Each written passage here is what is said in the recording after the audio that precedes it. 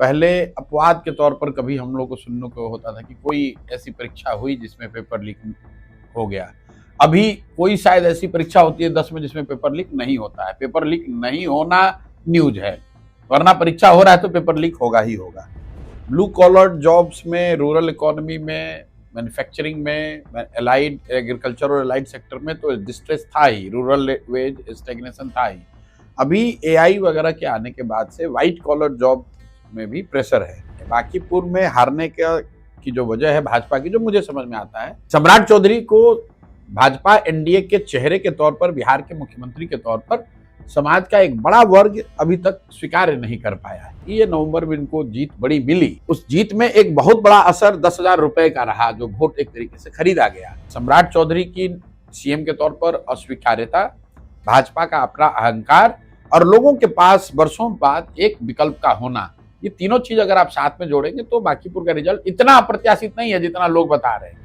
आप देख रहे हैं कि वैकल्पिक राजनीति की पोस्ट नीतीश कुमार एरा में अब शुरुआत हो रही है। नहीं, लालू जी के डर से भाजपा और भाजपा के डर से लालू जी को वोट देने की जो परिपाटी है वो खत्म होनी चाहिए। उसके लिए जरूरी है कि बिहार में एक बेहतर विकल्प हो। उस विकल्प को बनाने के लिए ही पिछले 3 साल में प्रयास कर रहे हैं कि विधायक या जनप्रतिनिधि अगर ठीक से काम करे तो क्या कुछ हो सकता है। रोजगार और शिक्षा, ये दोनों मॉडल आपको बांकीपुर में दिखेगा।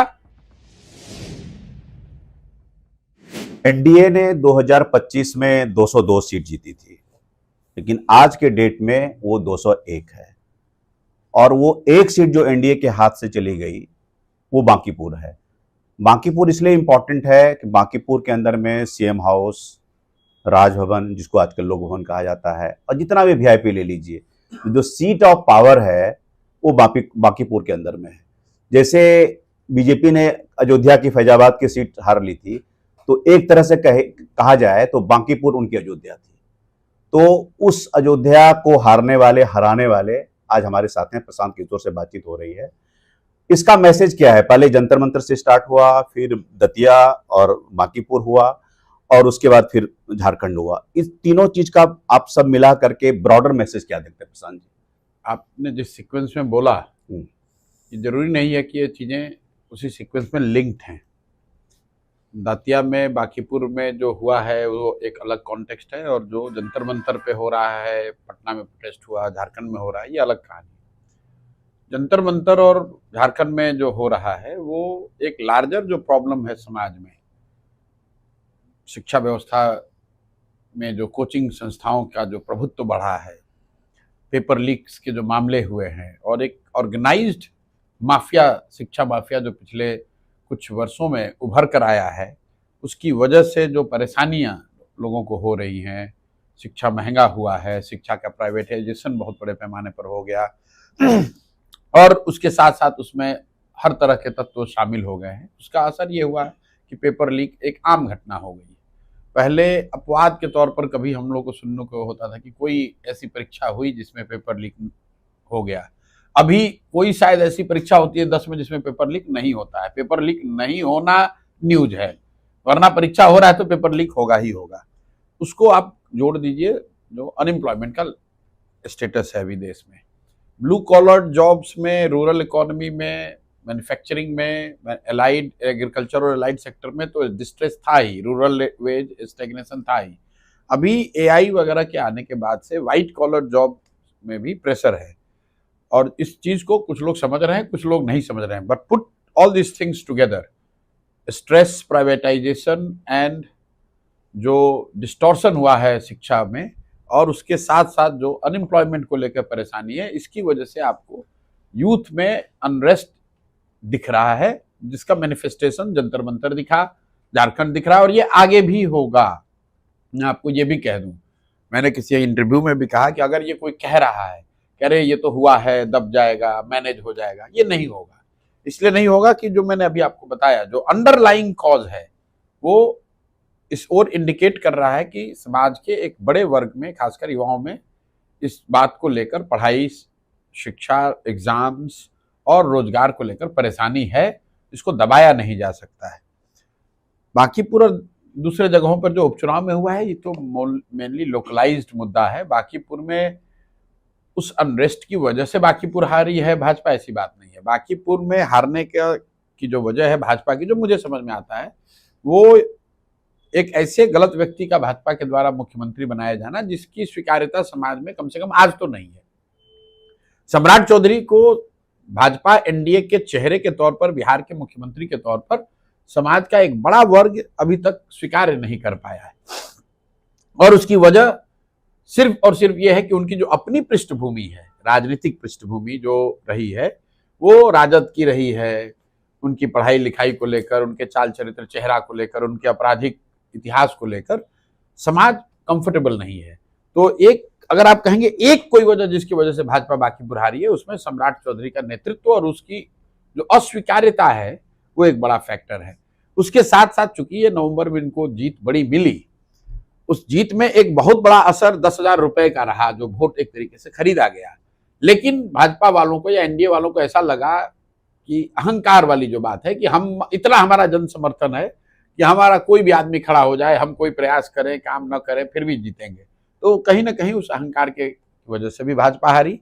और जो तीसरी बात है कि जब जनता के पास विकल्प हो तो जनता उसको एक्सप्लोर करेगी। ये आप मानकर चलिए, बिहार में लोगों ने ये मान लिया था कि कोई कुछ दूसरा देखना ही नहीं चाहता है। और जैसे बांकीपुर का जो क्षेत्र है, ये मान लेना कि ये भाजपा का बहुत बड़ा गढ़ है। ठीक है, भाजपा का समर्थन वहां रहा है, लेकिन एक बड़ी वजह भाजपा को वोट मिलने की ये है क्योंकि लोग इस इलाके में कम से कम लालू जी के पार्टी को वोट नहीं देना चाहते। तो जो नेगेटिव वोट भाजपा को मिल रहा था या विकल्प न होने की वजह से भाजपा को जो वोट मिलता रहा है, भाजपा ने उसको अपना समर्थन मान लिया।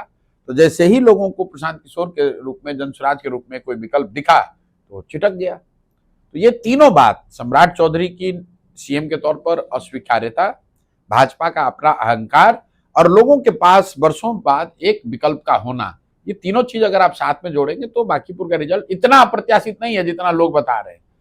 लेकिन नितिन नवीन आपके निशाने पर कभी नहीं रही। वो सब जानता है कि नीरज कुमार सिन्हा उनके डमी कैंडिडेट थे ब्रॉडर, तो वो आपके निशाने पर कभी नहीं। देखिए, निशाने पर नहीं रहने की, मान लीजिए कि चुनाव हो रहा है बांकीपुर में, तो गुजरात के चीफ मिनिस्टर के बारे में बोलने का कोई मतलब नहीं है। चुनाव हो रहा है बांकीपुर में, तो नितिन नवीन तो अभी भाजपा के राष्ट्रीय अध्यक्ष हैं। ना सरकार को चलाने में उनकी कोई भूमिका है, ना बांकीपुर की समस्याओं और लोगों के परेशानियों से उनको कोई सीधा सरोकार है। कैंडिडेट सिलेक्शन में था। कैंडिडेट सिलेक्शन तो वैसे तो भाई भाजपा दल के तौर पर जिसका भी सिलेक्शन करेगी सब में रहेगा। तो नितिन नवीन की कोई भूमिका ही नहीं है। आप लोग नितिन नवीन की बड़ी भूमिका बता रहे हैं, नितिन नवीन ने शायद अपने लिए बड़ी भूमिका देखी होगी, लेकिन मेरे नजरिए से नितिन नवीन की बांकीपुर में या उस नजरिए से किसी भी बिहार विधानसभा क्षेत्र में कोई भूमिका आगे नहीं है, क्योंकि भाजपा का जो राष्ट्रीय अध्यक्ष है वो बहुत से बहुत होगा तो यहाँ के संगठन में उसकी भूमिका हो सकती है। लोगों की जिंदगी को प्रभावित करने वाले जो निर्णय होते हैं उसमें किसी दल के अध्यक्ष की बहुत भूमिका नहीं है। और एक हद तक नितिन नवीन ने ये खुद के लिए भूमिका बनाई है। भाजपा के राष्ट्रीय अध्यक्ष के तौर पर अगर वो बांकीपुर से जुड़े रहना चाहते थे तो उनके लिए कोई मजबूरी नहीं थी विधायक पद से इस्तीफा देना। आपके दर्शकों को मैं बताना चाहता हूं कि अमित शाह जी जब भाजपा के अध्यक्ष बने तो गुजरात से विधायक थे, उन्होंने उस पद को कभी नहीं छोड़ा। तो ये नितिन नवीन को कोई मजबूरी नहीं थी, उन्होंने राज्यसभा के चक्कर में बांकीपुर को छोड़ा। अब आप जब राज्यसभा चले गए हैं, भाजपा के अध्यक्ष बन गए हैं तो उन जिम्मेवारियों को निभाइए। अब यहाँ पर गमछा डालने की जो बात है कि हम रहेंगे राष्ट्रीय अध्यक्ष भी और बांकीपुर में भी किसी को बना देंगे, उसको जनता ने अस्वीकार किया है। अच्छा, इसको आप इस इलेक्टोरल विक्ट्री के बाद जनसुराज की आप इसको आप देख रहे हैं कि वैकल्पिक राजनीति की पोस्ट नीतीश कुमार एरा में अब शुरुआत हो रही है? नहीं, हमारी समझ से तो हमारा अपना विश्वास है कि बिहार में लालू जी के डर से भाजपा और भाजपा के डर से लालू जी को वोट देने की जो परिपाटी है वो खत्म होनी चाहिए। और उसके लिए जरूरी है कि बिहार में एक बेहतर विकल्प हो। उस विकल्प को बनाने के लिए ही पिछले 3 साल में प्रयास कर रहे हैं। और बांकीपुर में हम आकर कहीं बाहर से लड़ गए होते, वो 3 साल का प्रयास अगर हमारे पीछे नहीं होता तो शायद यहाँ की जनता ने वो भरोसा नहीं दिखाया होता। लेकिन लोगों ने विकल्प के तौर पर जनसुराज को देखा है, सुना है, उसको परखा है कुछ हद तक, और उनके पास जब अवसर आया तो उन्होंने इस बार वोट दिया। नवंबर में नहीं दिया, लेकिन अभी लोगों ने वोट दिया है। अब ये हम लोगों पर है कि उस वैकल्पिक व्यवस्था के तौर पर अगर हम लोग किसी दूसरे विधायक से या दूसरे दल के विधायकों के मुकाबले अगर बेहतर काम करके दिखाएंगे तो बिहार के अन्य हिस्सों में भी लोग इसको विकल्प के तौर पर देखेंगे। बांकीपुर असेंबली का डेवलपमेंट मॉडल, कल मैं देख रहा था कि 10,000 जॉब की बात की, और उसके पहले आपने कहा था कि 5 किलो अनाज जो मिलता है 5 किलो ही मिलेगा। तो वो विकास का मॉडल क्या है? देखिए, मॉडल बिल्कुल क्लियर है। हम लोगों ने 2-3 बातें कही हैं। एक बात जो मैंने कहा कि विधायक और विधायक से जुड़े हुए मामलों में 1 पैसे का भ्रष्टाचार नहीं होगा। जैसे ही भ्रष्टाचार विधायक से जुड़े हुए मामलों में न हो तो भाई 5 किलो जो अनाज मिलता है वो तो ऊपर से व्यवस्था बनी हुई है, वो तो सिर्फ चोरी हो रहा है इसलिए 4 किलो मिल रहा है ना, तो जब चोरी बंद होगा 5 किलो मिलने लगेगा। जो एलिजिबल बेनिफिशियरी हैं उनको राशन कार्ड मिलना ही चाहिए। चूंकि चोरी है इसलिए 3,000, 4,000, 5,000 रुपया लोग लेते हैं, अफसर ले, पदाधिकारी ले, चुने हुए प्रतिनिधि लें। तो हमने एक वादा क्या किया है कि विधायक और विधायक से जुड़े हुए मामलों में चोरी नहीं होगी। चोरी नहीं होगी तो राशन कार्ड आपको मिल जाएगा बिना घूस दिए हुए, और राशन कार्ड पर आपको 5 किलो अनाज मिलेगा। 20% जो चोरी होती है वो नहीं होगी। दूसरा, मैंने कहा कि जो भी आपकी एलिजिबिलिटी है, चाहे वो 1100 रुपये पेंशन की बात हो या अन्य सरकारी योजनाओं की, उन योजनाओं को मिलने में जो जनप्रतिनिधि की, दिलाने में जो जनप्रतिनिधि की भूमिका है वो चोरी नहीं करेगा, तो उसमें आपको सुधार दिखेगा। इसलिए मैंने कहा कि अगले 3 महीने में बांकीपुर के क्षेत्र में मुझे लगता है कि लोगों को राशन कार्ड के लिए, 5 किलो अनाज के लिए, पेंशन के लिए किसी को घूस नहीं देना पड़ेगा, ऑफिसों में घूमना नहीं, मारी नहीं करनी पड़ेगी। तो एक पहली बात ये। दूसरा, मैंने उनको ये कहा कि मेरे आचार विचार व्यवहार से आपको शर्मिंदगी नहीं होगी। अपने प्रतिनिधि के तौर पर आप जब प्रशांत किशोर को चुनेंगे या आपने चुन लिया आप, तो आपको मेरे किसी आचार विचार से, प्रयास से शर्मिंदगी नहीं होगी कि अरे भाई वोट लेके भाग गया आदमी, 5 बरस आया ही नहीं। तो अगर आपने वोट दिया है तो हम फिर वापस उसी वार्ड में, उन्हीं इलाकों में घूम रहे हैं, पटना में उपलब्ध हैं, जो हो सकता है बन पड़ सकता है वो कर रहे हैं। तीसरी जो बड़ी बात मैंने चुनाव से पहले कही थी वो ये कही थी कि शिक्षा मेरा फोकस है, और बिहार के नजरिए से हम लोगों ने एक मॉडल दिया था कि सरकारी स्कूल इतना अच्छा होना चाहिए जहां हर लोग अपने बच्चे को पढ़ाए, और अगर सरकारी स्कूल नहीं सुधरा तो लोगों के पास ये विकल्प होना चाहिए कि वो अपने बच्चों को प्राइवेट स्कूल में पढ़ाएं, उसका खर्चा सरकार दे। और ये पूरा मॉडल दुनिया में कहां पर इंप्लीमेंट हो रहा है, इसको बिहार में क्यों किया जाना चाहिए, कैसे किया जा सकता है, कहां से पैसा आएगा, ये सारी बात हम लोगों ने पहले से बताई हुई है।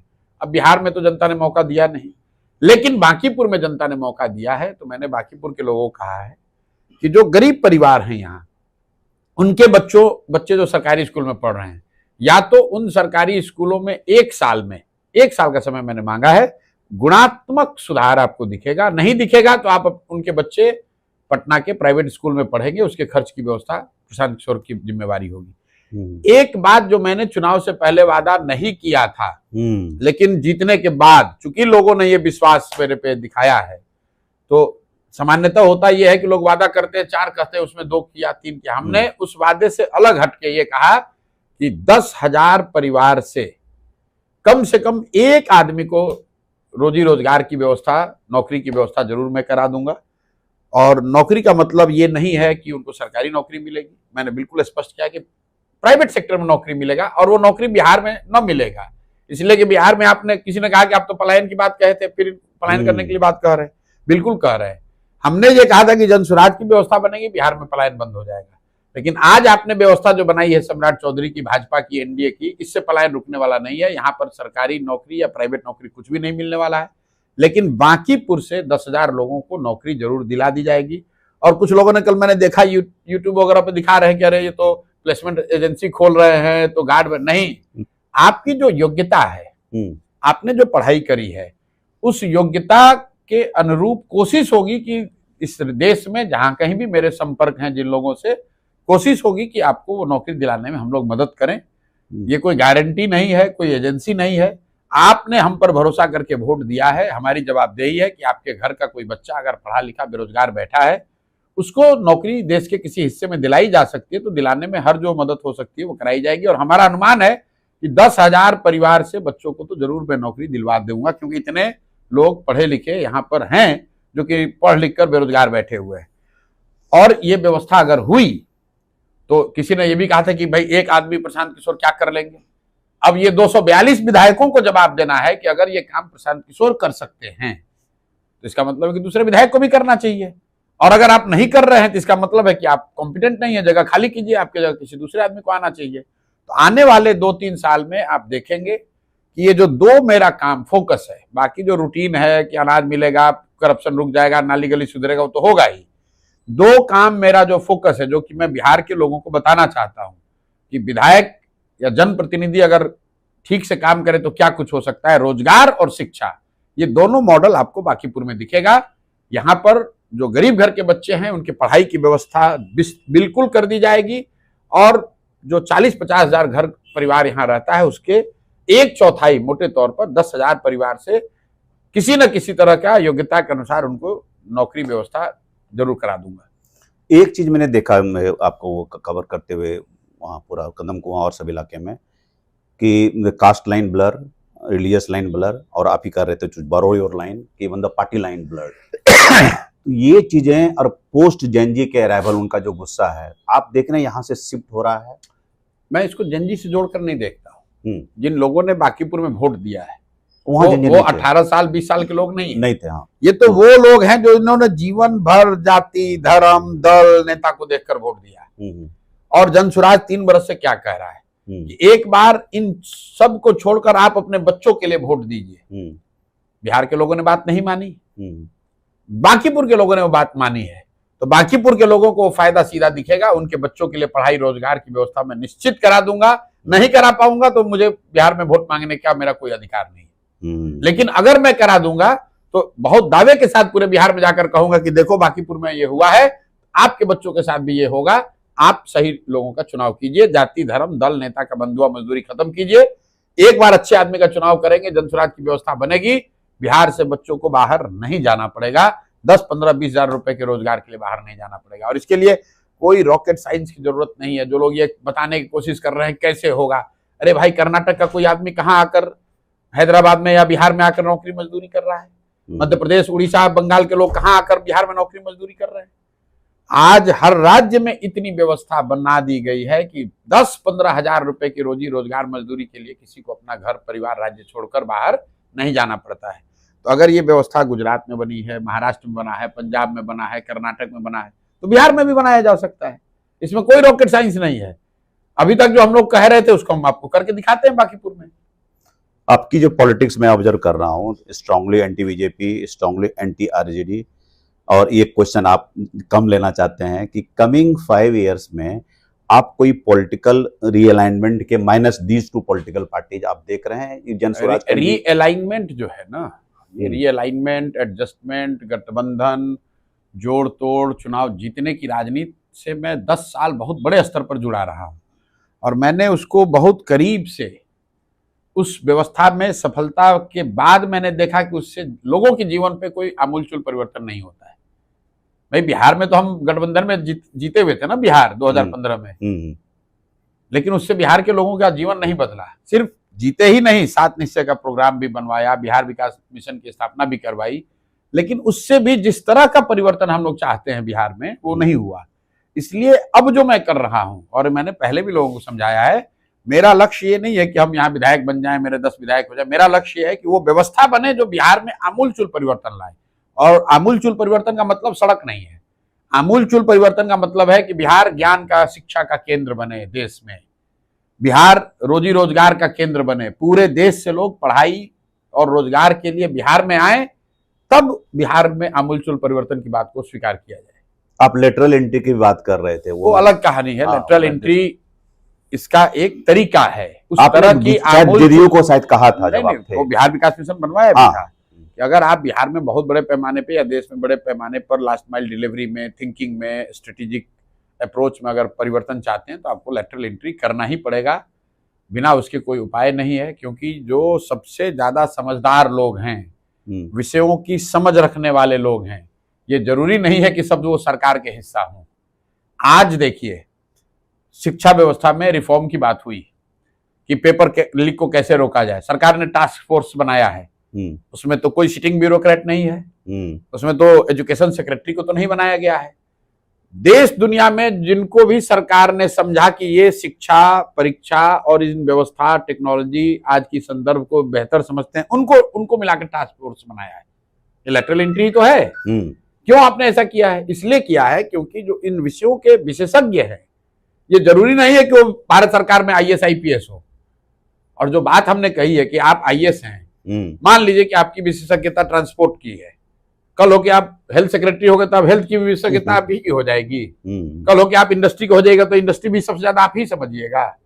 इसलिए जरूरत है इस बात की है, और ये लार्जर डिबेट है इस कंट्री में कि आप स्पेशलिस्ट्स को जब तक नहीं लाएंगे तब तक जो कॉम्प्लेक्स प्रॉब्लम्स हैं देश के, समाज के, वो किसी आईएएस अफसर के सेक्रेटरी या ज्वाइंट सेक्रेटरी बनने से नहीं सुधरने वाली है। वो रूटीन चीज चला सकता है, कोई अच्छा एफिशिएंट ब्यूरोक्रेट होगा तो चोरी बदमाशी कम हो जाएगी, थोड़ा डिलीवरी बेहतर हो जाएगी। लेकिन अगर आप आमूलचूल परिवर्तन चाहते हैं तो उसके लिए आपको हर उस शख्स की मदद लेने की जरूरत है जिसको उस विषय की, उस समस्या की, उस संदर्भ की बेहतर समझ है। Thank you Prashant ji, thank you so much.